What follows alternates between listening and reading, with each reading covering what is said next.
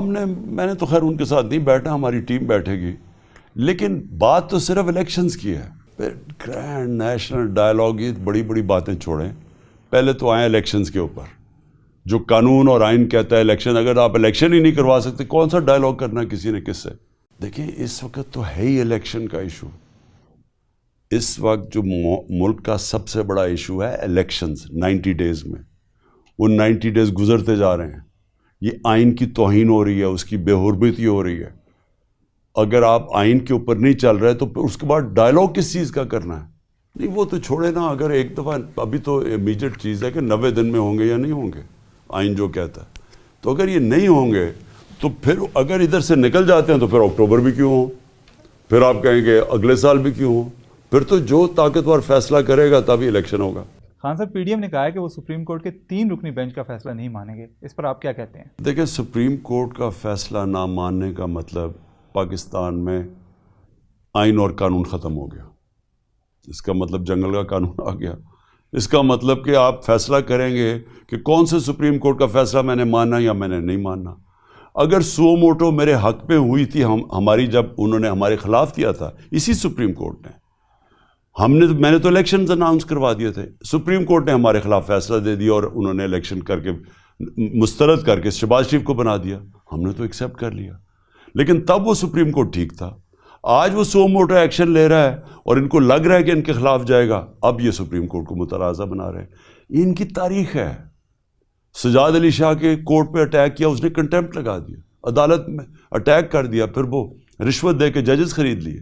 تو اس کی تو تاریخ ایسی ہے. ہم کھڑے ہوں گے اپنے آئین اور قانون کے ساتھ، ہاں بالکل کھڑے ہوں گے. ہم کبھی سپریم کورٹ کو پوری قوم بیک کرے گی، آپ دیکھتے رہیں، ساری قوم کھڑی ہوگی سپریم کورٹ کے ساتھ. میرے خیال میں اس میں نواز شریف کا بہت بڑا ہاتھ ہے. اس نے پہلے بھی تقسیم کیا تھا 97 میں سپریم کورٹ کو،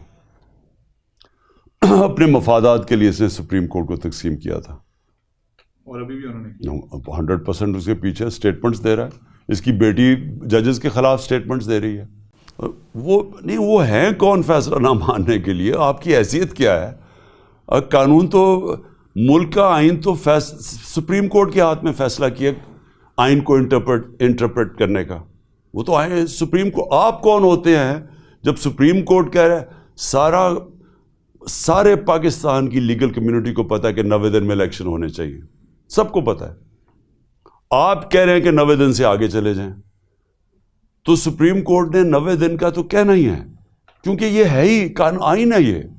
تو آپ ہیں کون کہنے والے کہ نہیں جی ہم نہیں مانتے؟ آپ کا اسٹیبلشمنٹ سے آخری رابطہ کب ہوا تھا؟ کوئی بات نہیں، ان سے کوئی قسم کا رابطہ نہیں ہے. آپ کرنا چاہ رہے ہیں؟ الیکشنز پہ کرنا چاہ رہے ہیں تو ہم کسی سے بھی کر لیں گے. کیا اس وقت کی فوجی کمان کے آپ کے ساتھ کچھ ذاتی اختلافات ہیں؟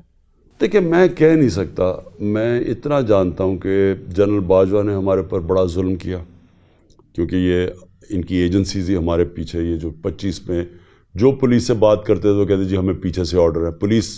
پولیس نے جو تشدد کیا وہ کہتے تھے پیچھے سے یہ کر رہے ہیں، یعنی جنرل باجوہ کروا رہا ہے.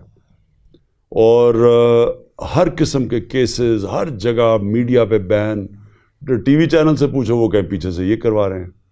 تو پیچھے تو جنرل باجوہ تھا. امید یہ کر رہے تھے کہ جب جنرل باجوہ جائے گا تو چینج ہوگا، تو کوئی چینج آئے گا. کوئی چینج نہیں آیا، وہی پالیسیز چل رہی ہیں، بلکہ اس سے بھی کئی شدت پکڑ رہی ہے. اس کی وجہ کوئی ذاتی اناد یا مخالفت؟ میں نہیں جانتا، مجھے کوئی اندازہ نہیں ہے کیوں ہے، لیکن مجھے اتنا پتہ ہے کہ ہمارے اوپر اس سے زیادہ تشدد شروع ہو گیا جو باجوہ جب گیا تھا. میرے خیال میں جنرل باجوہ نے بڑا گندا رول پلے کیا. اس نے حسین حقانی کو ہائر کیا ہوا تھا اور ہماری گورنمنٹ کے پیسے سے، اور وہ میرے خلاف وہاں پوری کیمپین چلا رہا تھا اور کہہ رہا تھا باجوہ بڑا پرو امریکہ اور عمران اینٹی امریکہ. میری حکومت گرائی کس نے؟ آرمی چیف نے. آرمی چیف قانون کے اوپر تھا، اس کو کوئی پوچھنے والا نہیں تھا.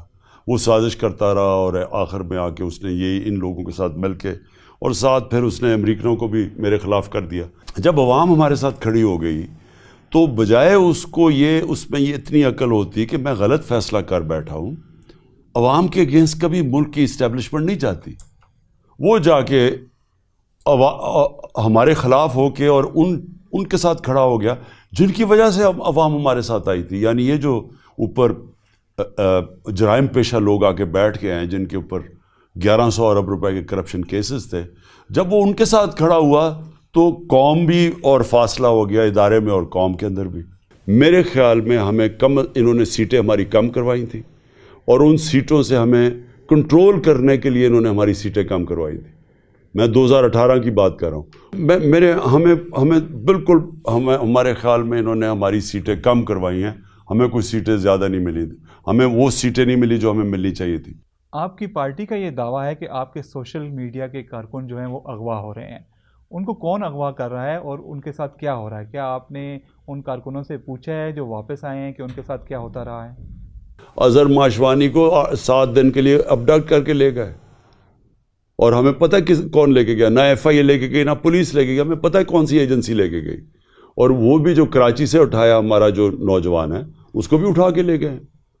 اصل میں ان کو خوف آ گیا ہے کہ ہمیں انہوں نے میڈیا میں تو بین کر دیا، میڈیا پہ تو مجھے دکھانے نہیں دیتے. تو اگر ہم سوشل میڈیا پہ آ رہے ہیں، اب سوشل میڈیا کے اوپر آ گئے ہیں کہ کسی طرح مجھے بلیک آؤٹ کیا جائے.